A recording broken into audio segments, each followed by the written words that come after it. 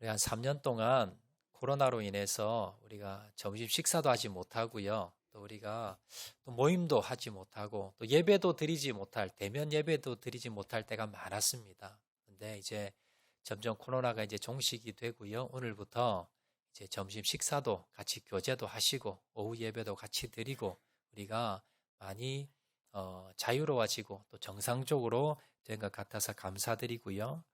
그렇지만 우리가 이 코로나를 지나면서 우리 팬데믹을 지나면서 우리가 왜 이 코로나를 하나님께서 허용을 하셨을까? 그리고 이것을 통해서 우리가 무엇을 교훈받아야 될 것인가? 라는 것을 우리가 한번 생각해 보아야 됩니다. 우리 이 시점에서 나는 내 인생은 잘 가고 있는가? 우리 교회는 바로 우리가 잘 나가고 있는가? 바른 걸음을 걸어가고 있는가? 그걸 한번 점검하라는, 그게 코로나입니다. 우리가 사실 참 열심히 살았습니다. 열심히 달려왔습니다. 그런데 3년 동안 전 세계가 모든 이상이 그냥 정지돼 버립니다. 하나님께서 전 세계를 멈추시고 내 인생을 잠깐 멈추면서 내가 제대로 지금 달려가고 있는가? 내가 무엇을 향해 달려가고 있고 무엇을 추구하고 살아가고 있는가라는 것을 돌아보게 만드셨다라는 겁니다.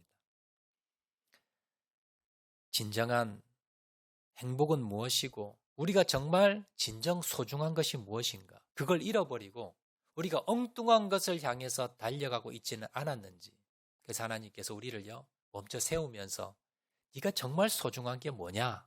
그리고 너는 지금 뭘 향해 달려가고 있느냐? 진정한 행복이 어디에서 오는가? 이걸 생각나게 하신 겁니다. 깨닫게 하시는 겁니다. 자, 그러면서 우리가 코로나를 우리가 겪으면서 또한 코로나가 종식되어 가면서 우리가 무엇이 소중하고 또 어떤 것이 참 행복인가? 그걸 우리가 깨닫기 위해서 제가 기도 중에 빌립보서 말씀을 하나님께서 마음에 참 감동을 주셨습니다. 그래서 제가 오늘부터 시작해서 우리가 빌립보서 말씀을 통해서 나에게 가장 소중한 것은 무엇이고 나는 무엇을 향해 달려가야 되고 어디에서 진정한 행복을 기쁨을 얻을 수가 있는가라는 것을 우리가 한번 깨달은 시간을 가지도록 하겠습니다. 빌립보서 말씀은요, 사도 바울이 감옥에 있으면서 적었던 말씀, 그래서 옥중서신이다라고 합니다. 사도 바울은 차디찬 감옥에서 자유도 없이 거기에서 갇혀 있으면서 그는 놀랍게도 빌립보서에서 가장 많이 나오는 단어는 기쁘다는 겁니다. 사도 바울이 기뻤다는 겁니다. 행복했다는 겁니다. 어디서요? 감옥에서. 그래서 감옥에 안에 갇혀 있는 사도 바울이 감옥 바깥에 빌립보 성도를 향해서 자유롭게 다니는 빌립보 성도를 향해서 너희 기뻐해. 너희 이렇게 해야 기뻐할 수 있어. 주객이 바뀌었습니다. 감옥 바깥에 있는 사람이 감옥 안에 있는 사람에게 좀 기뻐하세요. 이렇게 하면 기뻐할 수 있습니다. 라고 해야 정상인데 지금 감옥 안에서 언제 죽을지 모르는 그런 상황에서 답답하고 힘든 고난의 고통의 상황에 있는 사도 바울이 지금 기뻐한다는 거예요. 그러면서 자유로운 빌립보 교인들에게 기뻐하세요.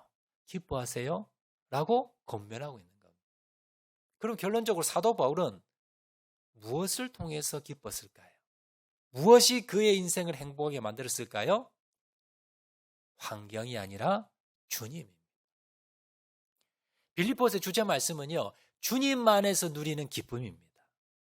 우리가 세상에서 좀 더 가지고, 내가 좀 더 모으고, 내가 좀 더 높아지고, 그러면 우리는 행복할 줄 알았습니다. 그래서 열심히 공부하고, 열심히 돈 벌고, 새벽부터 저녁까지 열심히 살았습니다. 그런데 돌아보니 아닌 겁니다. 여기 행복이 없는 겁니다. 여러분, 우리가 진정한 기쁨과 행복은요, 주님 안에서 우리가 그 행복을 누릴 수 있습니다. 그리고 주님 안에서 행복을 누리는 사람이 성도고요. 그 모임이 교회입니다. 우리 코로나 지나면서 또 하나 느낀 게 뭐냐면요, 교회 공동체 소중함입니다. 우리 예전에 같이 모여서 같이 밥 먹고요. 같이 모여서 우리가 언제든지 기도하고 언제든지 예배드리고 찬양드리는 게 당연한 줄 알았습니다. 그거 당연한 거 아니냐? 근데요, 코로나를 지나면서 당연한 게 아니었습니다. 소중한 것으로 바뀌었습니다. 우리가 같이 식사도 하지 못하고요. 그 예배도 드리지 못하고 찬양도 하지 못하는 것, 이 코로나 기간을 겪으면서 성도가 소중하고 교회가 소중하고 예배가 소중하고 교제가 소중한 것이구나. 여기서 진정 행복을 우리가 누릴 수 있는 것이구나 라는 것을 깨닫게 되었다라는 겁니다. 여기서 빌립보서에서는요. 빌립보 교회의 여러 가지 어려움과 고난을 통해서 어떻게 하면 교회 공동체가 하나가 되어서 공동체 가운데 행복함을 누릴 수 있는가? 교회 공동체가 어떻게 하면 이 공동체 가운데 우리가 행복한 공동체가 될 수 있는가? 그 비결이 나와 있고요. 그리고 또한 주님 안에서 누릴 수 있는 진정한 기쁨. 내가 몸이 아파도, 내가 사업이 망해도, 내가 돈이 없어도, 내가 건강이 없어도, 내가 다른 것은 없어도 주님 한 분만으로 나는 행복할 수 있습니다. 나는 기뻐할 수 있습니다.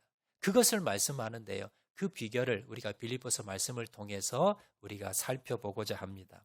자, 먼저 빌립보 교회가 어떤 교회냐 제가 잠깐만 설명을 드리면요. 사도행전 16장에 보면 빌립보 교회가 어떻게 세워졌는가 나옵니다. 사도 바울은 2차 선교여행을 통해서 원래는 아시아로 복음을 전하려고 했습니다. 그런데 환상을 통해서 마게도냐 사람이 건너와서 우리를 도우라라는 환상을 보게 됩니다. 그리고는 사도 바울은 아시아에 복음을 전하려는 계획을 돌려서 바꾸어서 유럽 쪽으로 이제 가게 되는데 배를 타고 마게도니아 땅에 온 사도 바울이 가장 먼저 도착한 곳이 바로 이 빌립보 성이라는 곳입니다. 가장 큰 도시고요. 그리고 이 입구, 유럽의 입구에 해당되는 그러한 곳입니다. 자, 거기에서 사도 바울은 여기는 회당이 없었어요. 그래서 사도 바울이 보통 다른 지역에 가면 회당을 중심으로 전도를 하는데 여기는 회당이 없었기 때문에 사도 바울이 이제 강가에 가서 여인들에게 전도하다가 만난 사람이 루디아라는 사람이에요. 루디아는요, 이 옷감 장사를 하는 사람인데 돈도 좀 많았고요. 그리고 또 재산도 좀 있었던 것 같습니다. 그래서 사도 바울이 회당을 중심으로 전도를 하다가 여기는 회당이었기 때문에 루디아의 집을 빌려서 교회 예배를 드리게 됐는데 그것이 빌립보 교회의 개척의 시작입니다. 자, 그리고 두 번째 전도한 사람이 누구냐면 귀신 들린 여종입니다.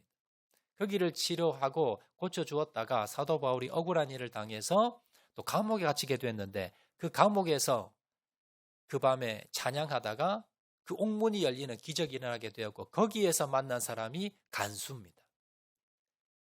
그래서 그 간수를 주 예수를 믿으라 너와 내 집 구원을 얻으리라 그 유명한 말씀이 있는 그 간수를 전도해서 이 개척 멤버가 되어서 그렇게 시작된 교회가 바로 빌립보 교회입니다. 빌립보 교회는 유럽 최초에 세워진 교회인데다가 그 구성원들이 각자 다양한 사람들이 모여서 만든 교회가 빌립보 교회였는데 빌립보 교회 은혜도 있었지만 그러나 여러 가지 문제점들도 있었습니다. 그렇지만 이 빌립보 말씀을 통해서 어떻게 하면 교회 공동체가 건강해지고 또한 주님 안에서 건강한 교회를 세워갈 수 있는가 또 그리고 우리의 진정 행복과 기쁨은 주님 안에서만이 우리가 누릴 수 있다라는 것을 우리가 살펴보도록 하겠는데요. 2019년도 5월 29일 날 좀 우리 충격적인 뉴스가 그때 방영이 됐었습니다. 어떤 사건이냐면요. 헝가리에 우리나라 국민 33명이 관광을 가서 헝가리에 그 다뉴브 강이라 유명한 강이 있습니다. 거기에 유람선을 타고 가다가 그 유람선이 전복이 된 겁니다. 사진 한번 보여주시기 바랍니다. 여러분 그때 기억나시지요? 대한민국이 떠들썩했던 그러한 뉴스였습니다. 한국 관광객 33명을 태운 유람선이 침몰을 했는데 그래서 26명이 죽었습니다. 근데 더 충격적인 어처구니 없는 사실은 큰 배가 이제 저 작은 배를 들이받고요. 그리고 저 배는 침몰하는데 그 배는요 그냥 가버린 겁니다. 더 충격적인 것은 거기에 그 밤에요 수백 수천 대의 유람선이 지나다녔는데 저 배가 전복이 되어서 빠지고 사람들이 살려달라고 그렇게 아우성을 치는데 지나가던 배들이 40여 분 동안 수십 대의 배가 지나갔는데 그냥 지나간 거예요. 구해주지도 않고 와서 건져주지도 않고 도와주지도 않고 그냥 뭐예요? 다 지나가 버렸어요. 그래서 사상자도 많이 났고요. 그리고 정말 어처구니 없는 그런 상황을 목격을 했습니다. 왜 그랬을까요? 무관심입니다. 옆에서 물에 빠져 배가 침몰해서 죽어가는데 주위에 있는 배들은요, 주위의 사람들은 무관심한 겁니다. 저 배가 가라앉든 사람들이 죽든 말든 내 일만 하는 겁니다. 내 배에 태운 관광객만 보호하고 이 사람만 관심만 가지지 옆에서 죽어나가도 아무런 관심을 가지지 않았던 그런 사건이 바로 이 헝가리 다뉴브 강에 일어났던 이 사건이었다라는 겁니다. 그런데 이건요, 헝가리만 그런 게 아니라 오늘날 우리도 마찬가지입니다. 우리도 오늘 현대 사회에서 보면요, 예전에 마을에 보면 누구 집에 숟가락 몇 개까지 다 알지요. 그런데 지금 아파트에 살면서 사실 우리 아래 위층 옆집에 누가 사는지도 모릅니다. 관심이 없어요. 나만 지금 돈 많이 벌고요, 나만 출세하고 나만 지금 잘 살면 되지 옆에 사람까지 관심 가질 여력이 없다는 거예요. 옆에 집에서 아니면 지나가는 사람이 봉변을 당해도요, 모른 채 그냥 지나갑니다. 요즘 우스갯소리로요, 우리 집에 강도가 들었어요. 그러면 예전에는요, 뭐라 그럽니까? 강도야 그러잖아요. 그러면 사람들이 와서 도와주잖아요. 요즘은요, 강도야 그러면 아무도 안 나온대요. 그래서 요즘은 어떻게 되냐면 불이야 이렇게 된답니다. 그러면 옆집에서 다 나온대요. 참 우스갯소리인데 참 마음 아픈 이야기지요. 나에게 피해가 가지 않으면 굳이 가서 도와줄 필요 없다는 겁니다. 옆에 집이 강도를 당해도 나와 상관이 없다는 거예요. 그런데 옆에 집에 불이 나면 우리 집까지 옮겨 붙잖아요. 그러면 사람들이 내가 피해 당했다 싶으면 온다는 거예요. 이게 여러분 지금 현실입니다. 미움보다 더 무서운 것은요, 무관심입니다. 점점점 개인주의, 이기주의, 나만 잘 먹고 잘 살면 되지 굳이 다른 사람까지 관심 가질 필요가 없다는 것이 오늘날 현대인들의 모습이고요. 더 큰 문제는 이런 문화가 교회 안에도 들어왔습니다. 교회 안에도 들어와서 교회에서요, 나 혼자 신앙생활 잘하고 나 혼자 은혜 받으면 되지, 나 혼자 기도 응답 받으면 되지 굳이 다른 사람의 관심을 가지지 않는다는 것. 옆에 있는 성도가 어려움을 당하고 환난을 당하고 그리고 힘든 일을 당해도 나와 상관없는 겁니다. 나하고 연관이 있는 사람만 그래도 조금 우리가 관심을 가지고요. 그 외 사람들은 뭐예요? 교회 같이 앉더라도 저희 교회가 그렇게 큰 교회도 아니지만요, 서로가 서로에 대해서 별로 관심을 가지지 않더라라는 겁니다. 누가 새로 등록을 해도요, 별로 관심이 없습니다. 누가 아프다고 해도, 누가 병원에 입원했다고 하더라도, 누가 장례가 났다 하더라도, 누가 지금 오늘 와야 될 사람이 보이지 않아도 별로 관심이 없습니다. 무슨 일이 있겠지, 누군가 챙기겠지 라고 하면서 별로 관심 없이 나만 오늘 은혜 받고, 그리고 오늘 빨리 집에 가서 내가 해야 될 일이 있고, 내가 내일이 바쁘고, 나만 생각하는 것이 바로 오늘날 우리 안의 모습이더라라는 겁니다. 여러분, 교회에서 모임을 하고요, 그리고 또 어떤 행사를 해도 예전만큼 그렇게 많이 참석하지 않습니다. 사랑방 모임을 하고요, 또 우리가 코로나 기간에는 어쩔 수 없지만 그전에도 보면 교회에서 어떤 행사를 하고 모임을 한다고 해도요, 잘 참석을 안 해요. 그래서 줄 광고도 해야 되고 일일에다 전화해야 됩니다. 그래도 사람들이 점점점 모이는 모임들이 줄어들게 됩니다. 관심이 없는 겁니다. 그리고 누군가가 상을 당하고 어려움을 당하고 고난을 당해도 별로 사람들이 관심을 가지지 않더라라는 겁니다. 여러분, 성경은 그렇게 하라고 말씀하지 않습니다. 성경은요, 교회 공동체가 얼마나 소중한지 코로나를 통해서 우리가 겪었습니다. 우리가 마음대로 밥도 먹지 못하고 같이 기도도 하지 못하고 찬양도 하지 못하는 그 모습을 보면 하나님께서 그렇게 교회 문을 일시적으로 닫게 만드신 이유가 뭘까요? 소중함을 깨달으라는 겁니다. 우리가 같이 밥 먹고 싶다고 밥 먹을 수 없다는 겁니다. 같이 모이고 싶어도 언제든지 모일 수 있는 게 그게 당연한 게 아니라는 겁니다. 그래서 우리가 교회 공동체 가운데 얼마나 우리 교회 공동체가 소중한지 이걸 뭐예요? 서로 깨닫고 그 중요성을 알아라. 그 의미가 코로나의 의미라는 것을 여러분 기억을 하시고요. 오늘 본문을 통해서 그러면 교회 안의 성도들은 어떤 관계를 맺어야 되는가? 우리가 교회 공동체 가운데 서로 어떠한 공동체, 서로 성도들이 되어야 되는가? 오늘 본문을 통해서 두 가지로 한번 살펴보도록 하겠습니다. 자, 우리가 성도에게 우리가 어떤 모습이 되어야 되고 어떻게 대해야 되는가? 첫 번째는요, 우리는 성도에게 관심을 가져야 됩니다.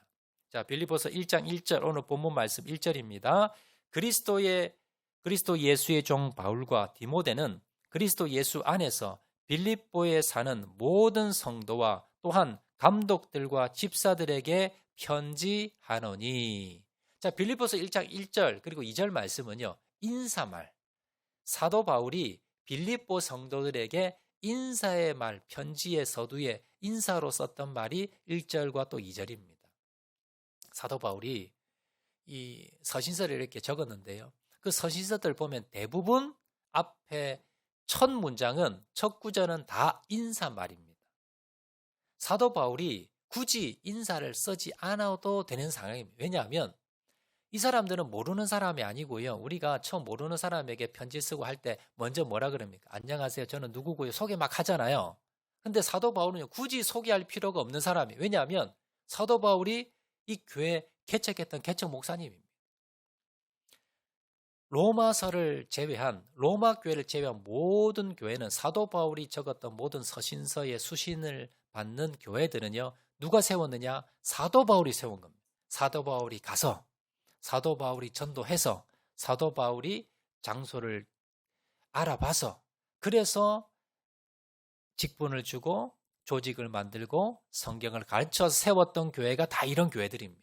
그래서 빌립보 교회는요, 사도 바울이 그냥 편지해서 본론만 그냥 들어가도 아무 상관이 없는, 굳이 예의를 차리면서 누구에게 내가 누군데 누구에게 누구 인사 굳이 하지 않아도 되는 관계입니다. 자, 그런데 사도 바울은 어떻게 합니까? 항상 인사합니다. 항상 먼저 내 아랫사람이라 하더라도, 내가 전도한 사람이라 하더라도 항상 사도 바울은 편지 서두에 인사말을 항상 적었습니다. 왜냐하면요, 여러분, 인간관계에서 내가 지위가 높든 낮든요, 인간관계에서 제일 첫 번째 첫 단추, 가장 중요한 것은 뭐냐면 인사입니다. 인사. 아무리 내가 친한 사람이라도, 아무리 자주 본다 하더라도요, 여러분, 서로 인사를 잘해야지 그 관계가 잘 유지가 됩니다. 여러분 매주 교회 오시잖아요. 교회 오시면 몇 명하고 인사하십니까? 여러분들. 물론 뭐 저하고 이제 집에 나가시면서, 예배 마치고 나가시면서 저하고 한번 인사할 겁니다. 그리고 뭐 옆자리에 있는 분들 제가 인사시키니까 옆자리에 한번 인사를 하실 거지요. 자, 그리고 이제 나가시면서 오시면서 엘리베이터에서 만났거나 아니면 하면 그냥 인사할 겁니다. 자, 그리고는 보면 별로 인사를 안 해요. 여러분, 우리가 정말 성도와의 관심의 첫 번째는 뭐냐면 인사입니다. 한 주 만에 보신 분 많잖아요. 그러면 뭐 예배 전이야 우리가 예배 와서 하니까 기도하니까 우리가 시간이 없다고 하지만, 예배 마치고 난 뒤에 여러분들이 그냥 바쁘게 도망가지 마시고, 예배 마치고 난 뒤에 성도들에게 한 분씩 찾아가세요. 아이고, 한 주간 또 어떻게 지냈어요? 지난번에 몸이 아팠다는데 코로나 걸렸는데 지금 후유증은 없어요? 아니, 얼굴이 창백한데 혹시 몸 아픈 데 있어요? 자녀들 그때 대학에 여러분 공부하는데 이번 어떻게 됐어요? 여러분, 이렇게 가셔서 이게 인사예요. 여러분, 내가 관심이 있는지 없는지 어떻게 알까요? 그 사람이 찾아와서 손 한번 잡아주면서요, 어떻게 지냈어요? 아이고, 얼굴 보니까 오늘 몸이 좀 피곤한 것 같네, 일찍 가서 쉬어요. 이런 말 한마디가 관심이라는 거예요. 근데 교회 오셔서요, 말 한마디 하지 않고 그냥 지나가다가 만나서 인사하는 거, 그 인사 말고요, 정말 가서 손 한번 붙잡아 주면서 위로해주고 격려해주면서 서로 뭡니까? 안부 물어보는 것, 이것이 관심의 첫째요, 인간관계의 첫 단추라는 걸 여러분 기억하시길 바랍니다. 저희 큰딸 영은이가 이제 이번에 대학에 합격을 했습니다. 그래서 수시에 좀 합격을 해서 좀 일찍 발표가 났고요. 입학할 때까지 한 넉 달 정도 시간이 있었습니다. 그래서 그 기간 동안에 자기가 이제 아르바이트해서 돈을 좀 벌겠다고 아르바이트를 이제 알아보더니, 저기 영도에 있는 고신대 보건병원 안에 있는 던킨 도너츠라는 그 가게에 이제 아르바이트 시작을 했습니다. 그래서 이제 영은이가 이제 매일마다 이렇게 아르바이트를 갔는데 그 사장님이 영은이를 너무 칭찬한다, 너무 좋아한다는 거예요. 그래서 고기도 또 나오라 그래 사주고요. 그리고 따로 보너스도 따로 챙겨주고요. 그렇게 예뻐한다는 거예요. 그래서 물어봤대. 왜 다른 동료들이 왜 그렇게 저 영은이를 그렇게 사장이 좋아하고 칭찬하십니까? 하니까 그 이유가 뭐예요? 인사를 잘한다는 거예요. 인사를. 사장님을 봐도 엄청 크게 큰 소리로 인사를 하고요. 또 손님들이 오잖아요. 손님들 오면 한 사람 올 때마다 제일 큰 소리로 안녕하세요, 던킨입니다 이러면서 큰 소리 인사를 너무 제일 잘한다는 거예요. 그래서 사장님이 그렇게 좋아한다는 거예요. 한 손님은 이제 들어올 때 큰 소리 영은이가 인사를 했더니요. 그러니까 아니 아가씨가 이렇게 큰 소리 나를 반겨주니까 내가 너무 기분이 좋아요 하면서 막 칭찬을 하면서 그러면서 이제 커피하고 도넛을 사가더라는 겁니다. 여러분 인사만 잘해도요 어디 가서 인정받습니다. 인사 하나만 잘해도 여러분 그 사람에 대한 이미지가요 180도 달라집니다. 여러분 어떻습니까? 여러분 얼마나 인사를 잘하십니까? 여러분 교회에서 우리 인간관계의 첫 번째 첫 단추 우리가 정말 성도라고 한다면 여러분 교회 오시면요 최소한 여러분 수십 명에게는요 최소 10명에게는 가셔서 안부도 물어보시고 그리고 인사를 하셔야 됩니다. 오늘 예배 마치고 난 뒤에요 아무리 바쁜 일이 있어도요 여러분 다니시면서 안부도 물어보시고 한 주간 어땠는지 여러분 안부도 좀 물어보시고요. 손도 한번 좀 잡으시면서 여러분 같은 동성이면 이렇게 한번 도닥거리도 주시면서 그렇게 꼭 여러분 교제 한번 하시길 바랍니다. 이 시간 한번 그럼 연습 한번 해볼까요? 앞에 한번 인사는 했지만 우리가 한 번 더 인사를 하는데요. 옆에 분을 보시면서 이렇게 인사합니다. 내 옆에 앉아주셔서 감사합니다. 자, 옆에 분 한번 인사하시기 바랍니다.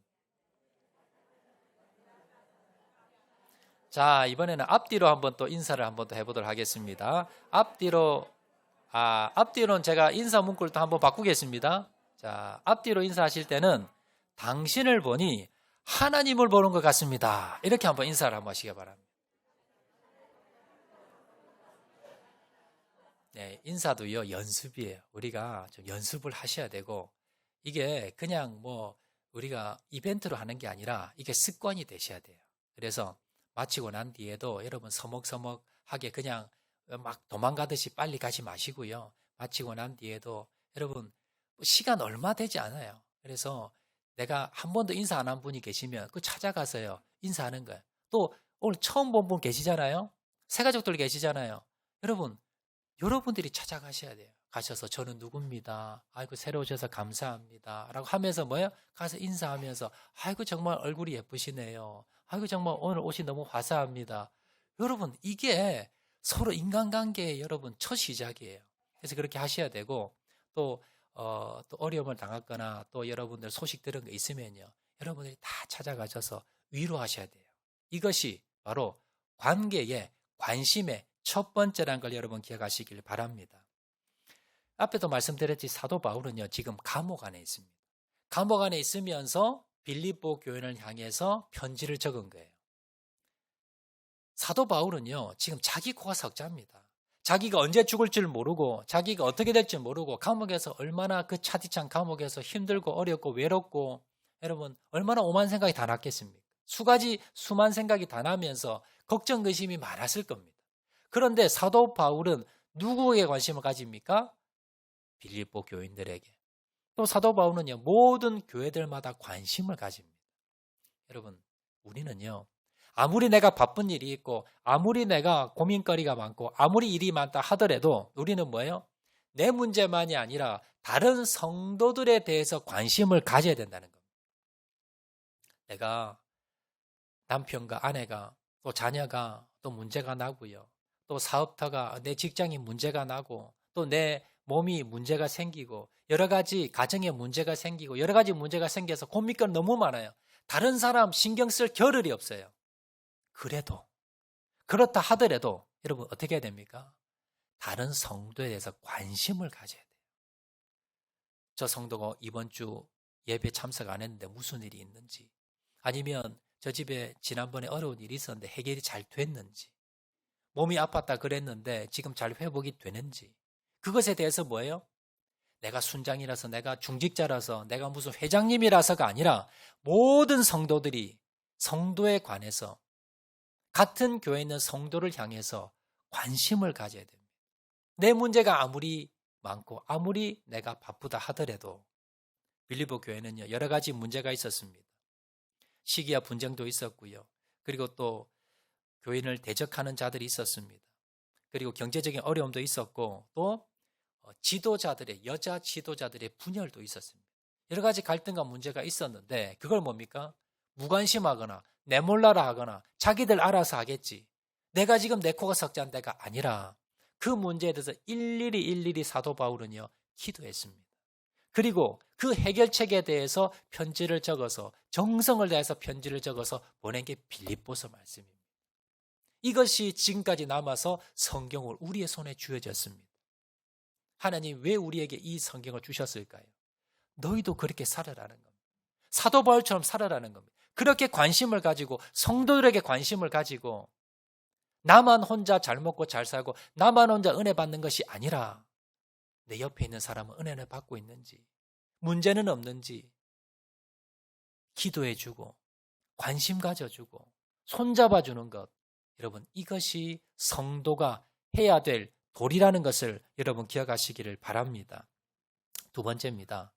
히브리서 10장 24절에 보시면요, 이렇게 말씀합니다. 서로 돌아보아 사랑과 선행을 격려하며. 여러분, 서로가 서로를 돌아보는 겁니다. 목사님만 하는 게 아니고요, 장로님만 하는 게 아니고, 순장님만 하는 게 아니고, 권사님만 하는 게 아니라 서로가 서로를, 모든 성도는 서로가 서로를 어떻게 합니까? 선행으로 격려하는 거예요. 너 이거 왜 잘못했니? 비판하고 손가락질하는 것이 아니라, 여러분 뒤에서 수근수근하는 것이 아니라 뭘 한다? 격려해 주는 겁니다. 힘들었지, 조금만 더 기도해. 하나님 회복해 주실 거야. 하나님이 이렇게 주실 거야. 하나님이 역사하실 거야. 이렇게 격려하는 거예요. 그리고 교회 와서 이게 돈 드는 것도 아니잖아요.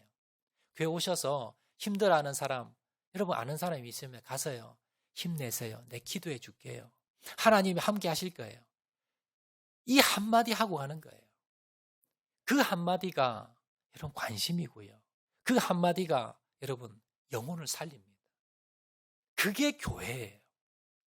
옆에서 죽어가는데 그냥 못 본 척 가는 게, 그게 교회가 아니라 힘들고 어려울 때 격려해주고 위로해주고 손잡아주고, 그리고 낯선 사람이라고 해도 가서 인사하고 찾아가서 여러분 손잡아주고 격려의 말 한마디 하는 것, 이것이 바로 성도고, 이건 서로 하는 것. 내가 해주면요, 내가 받게 돼 있습니다. 그리고 이것을 통해서 교회가 행복을 누리고, 이것이 여러분 진정한 믿음의 공동체라는 것을 기억을 하시고 서로에 대해서 관심을 가지는 저와 여러분 되시기를 주의 이름으로 축원을 드립니다. 두 번째요, 두 번째 비결입니다. 우리 공동체에 대해서 우리가 어떻게 섬겨야 되는가. 두 번째, 우리는 성도에게 축복을 해 주어야 합니다. 오늘 2절 말씀 보시면, 하나님 우리 아버지와 주 예수 그리스도로부터 은혜와 평강이 너희에게 있을지어다. 이건 기도 말이 아니라 일반 우리가 기도는 간구지요. 이렇게 주시옵소서 저렇게 주시옵소서인데, 사실 사도 바울의 기도인데 좀 끝이 다르지요. 있을지어다. 이거 언제만 있습니까? 제가 예배 마치고 있을지어다 하잖아요. 축도예요. 축복의 기도입니다. 축복의 선포고 축복의 기도인데, 이건 뭐예요? 목사님만 하는 게 아니라 우리 모두가 할 수 있습니다. 여러분들이 다른 사람에게 찌어다 이렇게 하라는 의미가 아니고요, 축복의 말을 하라는 거예요. 여러분들, 나는 교회 와서 한번 돌아보시기 바랍니다. 다른 사람에 대해서 수근수근거리고, 여러분 저 사람 저런 사람이더래, 저런 일이 있었대, 저 사람은 왜 저래, 저 사람 왜 말을 저렇게 해, 옷을 왜 저렇게 입었어. 여러분 흉을 많이 봅니까? 아니면 칭찬을 많이 합니까? 그 사람에 대해서 축복의 말을 많이 합니까? 여러분 뒤에서 여러분 그 사람에 대해서 흉을 많이 보십니까?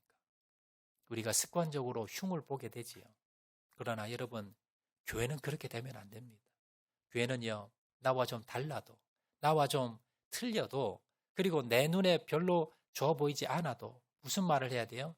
그 사람에 대해서 축복의 말을 해야 됩니다. 그 사람에 대해서 좋은 말을 해줘야 되고요. 칭찬의 말을 해줘야 되는 겁니다. 칭찬은 고래도 춤추고요. 여러분 칭찬 듣고 싫어하는 사람 없습니다. 돈이 드는 것도 아닙니다. 우리가 칭찬에 인색합니다. 축복에 인색합니다. 여러분 우리는요. 축복의 통로로 사용되셔야 돼요.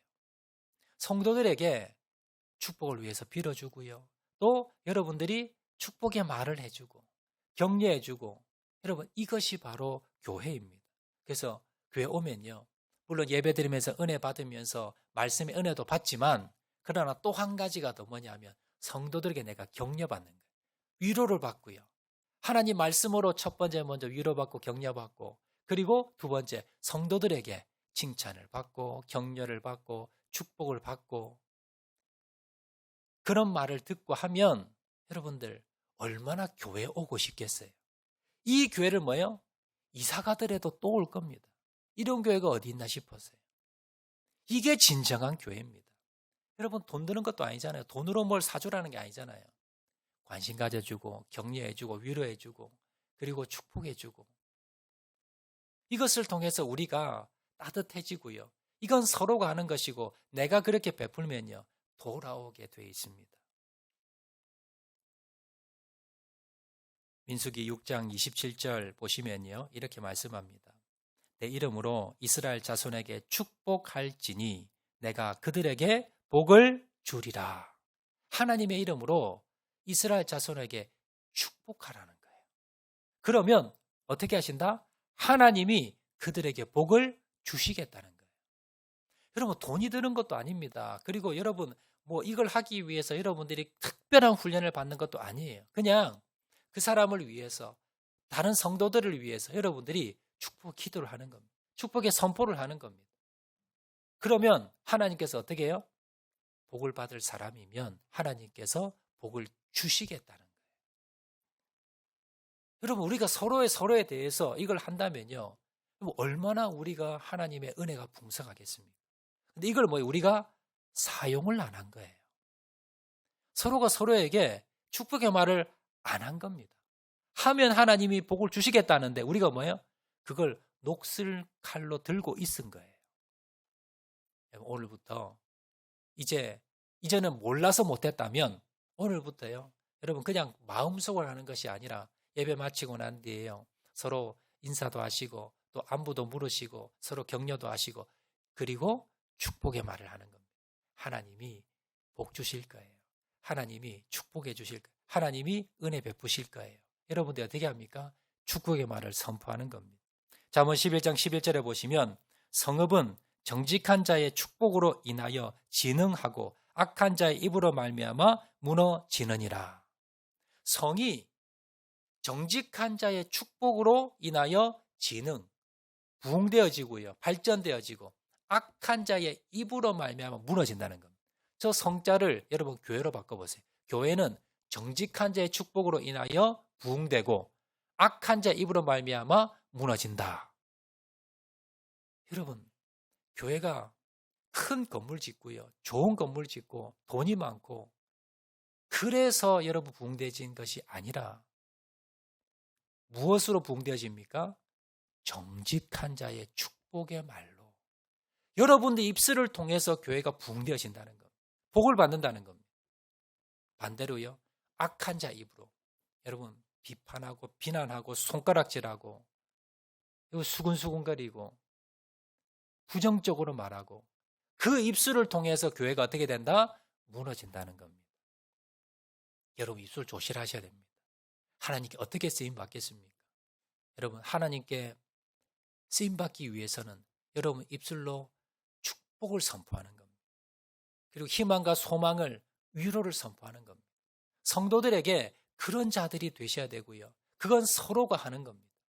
그 말 한마디를 통해서 교회가 세워지고 따뜻해지고 악한 말 한마디를 통해서 공동체가 무너지고 분열되고 갈라진다는 것을 기억을 하시고 정말로 성도를 위해서 축복하는 저와 여러분 되시기를 주의 이름으로 축원을 드립니다. 그런 의미에서 우리가 옆에 분 한번 축복하도록 하겠습니다. 자, 옆에 분 한번 축복하실 때 은혜가 충만한 얼굴입니다. 옆에 분 한번 축복의 말씀 한번 해주시기 바랍니다. 복을 받을 만한 얼굴입니다. 이렇게 축복해 주시기 바랍니다. 하나님의 은혜가 충만하실 겁니다. 여러분 한 번 더 인사하시기 바랍니다. 이렇게 연습하셔서요, 마치고 난 뒤에 이걸 쓰셔야 돼요. 이렇게 축복의 말을 하고요, 여러분 인사의 말을, 격려의 말을 하시기를 바랍니다. 말씀 맺도록 하겠습니다. 코로나를 통해서 우리가 성도의 소중함을 깨달았습니다. 오늘부터 이제 우리 교회에서 식사가 진행이 되는데요, 여러분 식사하시고 난 뒤에 여러분 이제 오후 예배까지 좀 시간이 있잖아요. 그러면 못다한 이야기도 좀 나누시고요, 또 서로 어떻게 되는지 안부도 좀 물으시고, 그러면서 여러분 이 한마디만 해주시면 됩니다. 내가 기도할게. 걱정하지 마. 내가 기도하잖아. 걱정하지 마. 하나님께서 역사하실 거야. 내가 기도해 줄게. 이 한마디가 뭐예요? 교회를 살립니다. 영혼을 살립니다. 우리는요, 성도에게 관심을 가져야 됩니다. 두 번째는요, 성도에게 축복을 선포해야 됩니다. 그렇게 할 때 하나님께서 우리 교회 공동체 가운데 하나님께서 은혜를 주시고 복을 주실 겁니다. 역사하실 겁니다. 교회 가운데 다른 데서 누리지 못한 그런 은혜가 넘쳐날 것입니다. 여러분, 우리 교회 공동체가 얼마나 소중한지를 여러분 기억을 하시고, 교회 공동체에 관심을 가지시고, 또 교회 공동체 가운데 서로 위로의 말, 격려의 말, 복이 되는 말, 믿음의 말 통해서 우리 교회 공동체가 정말로 아름답고 행복한, 교회 안에 행복이 넘치는 그러한 우리 성도님 되시기를 주의 이름으로 축원을 드립니다. 우리 말씀 생각하면서 찬양하도록 하겠는데요, 주 안에 우리 하나, 우리 다 같이 한번 찬양하도록 하겠습니다.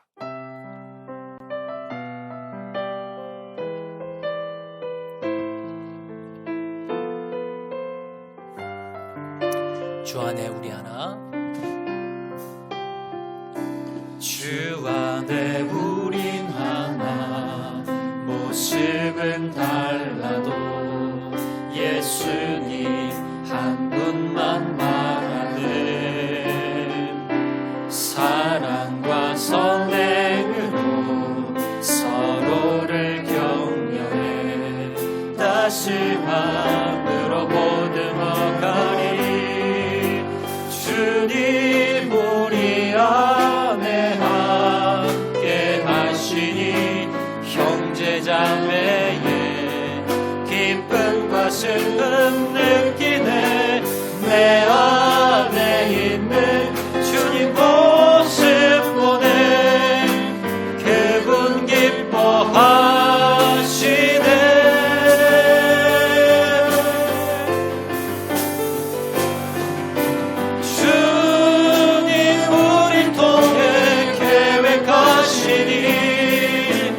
부족한 입술로 찬양하게 하시니 주님 우리 통해 계획하시니 너를 통해 하시니. 한 번 더 처음부터 찬양합니다. 주 안에 우린 하나. 주 안에 우린 하나, 모습은 달라도 예수님 한 분만 말하는 사랑과 선행으로, 사랑과 선행으로 서로를 격려해 따스함으로 보듬어가리. 주님 우리 안에 함께 하시니 형제자매의 기쁨과 슬픔 느끼네. 내 안에 있는 주님 모습 보네. 주님 기뻐하시네.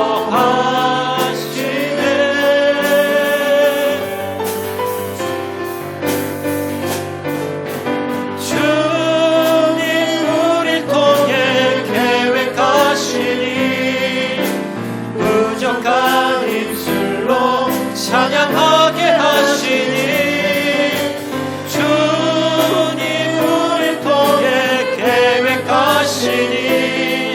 너를 통해 하실 기대. 여러분 동서로 기도하실 때에 주님, 교회 공동체 가운데 성도가 얼마나 소중함을 우리가 깨닫게 도와주시옵소서. 우리가 성도에게 먼저 관심을 가지기를 원합니다. 내가 먼저 찾아가게 도와주시고, 내가 먼저 손잡게 도와주시고, 내가 먼저 하나님 위로하며 하나님 관심을 가지며 다가가게 도와주시옵소서. 또한 성도들에게 축복을 선포하기를 원합니다. 하나님, 다른 성도들을 위해서 복을 빌어주며 날마다 그를 위해서 기도하며 하나님 서로가 서로를 격려하며 서로 축복을 통해서 하나님 우리 교회 공동체가 아름답게 세워져 나가기 원합니다. 믿음이 없는 말, 부정적인 말들 하나님 내 입에서 제거하게 도와주시고 우리의 입술을 통해서 교회가 세워져 나가게 도와주시고 공동체 가운데 행복이 넘쳐날 수 있도록 은혜 베풀어 주시옵소서. 제가 하나님 쓰임받기 원합니다. 하나님 나의 입술을 통해서 하나님 나의 관심을 통해서 교회가 살아나게 도와주시고 교회가 부흥되게 도와주시고 교회의 성도가 따뜻함이 넘쳐날 수 있도록 행복을 느낄 수 있도록 은혜 베풀어 주시옵소서. 다 같이 한번 통성으로 결단하며 기도하도록 하겠습니다. 사랑과 은혜가 많으신 아버지 하나님, 교회 나와 사랑을 감사합니다. 하나님 은혜 베풀어 주셔서 우리 교회 공동체 가운데 하나님 우리가 얼마나 소중한 존재인지 하나님 깨닫기를 원합니다. 서로 하나 되기를 원합니다. 서로가 섬기기를 원합니다. 하나님 서로 위로해 주기 원합니다. 격려해 주기 원합니다. 관심을 가져주기 원합니다. 축복해 주기 원합니다. 역사하여 주시옵소서. 하나님 함께 해주셔서 하나님 우리 공동체 가운데 관계 가운데서 행복을 누리며 하나님 성도들 가운데 하나님 서로 하나 될 수 있는 자를 낼 수 있도록 은혜 베풀어 주시기를 간절히 바라고 소원하오니 하나님 역사하여 주시고 하나님 은혜 베풀어 주시기를 원합니다. 하나님 도와주시기를 간절히 바라고 소원합니다. 하나님 도와주시기를 간절히 바라고 소원하오니 아버지 하나님 도와주시기를 간절히 바라고 소원하오니 아버지 하나님 도우시고 하나님 역사하여 주시고 하나님 함께 주시기를 간절히 바라고 소원하오니 주님 역사하여 주시옵소서. 주님 사랑과 은혜가 많으신 아버지 하나님, 주의 은혜와 사랑을 감사합니다. 하나님 우리에게 성도를 주심을 감사합니다. 교회 공동체 가운데 우리가 성도를 아름답게 섬길 수 있도록 은혜 베풀어 주시옵소서.